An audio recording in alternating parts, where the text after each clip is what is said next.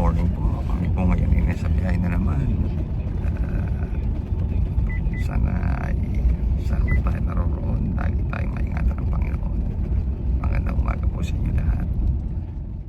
Ganda ng umaga, lalo na kung ganito ang iyong makikita. Ang sarap sa mata, malamig. At napakaganda sigurong tumira sa ganitong klase ng lugar na nasa isang probinsya. Tahimik at mapayapa ang buhay. Masarap humigop ng kape sa umaga at madinig ang mga huni ng ibon at tilaok ng manok. At makasama mo ang iyong mga mahal sa buhay na humihigop ng mainit na kape at ng mainit na pandesal. At kung meron ka pang sinangag at may ulam kang kahit itlog lang na pinarito, pwede na.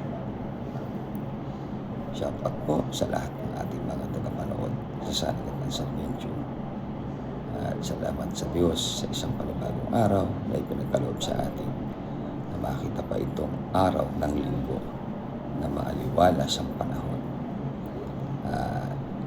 Maganda ang pagsikat ng araw sa umaga.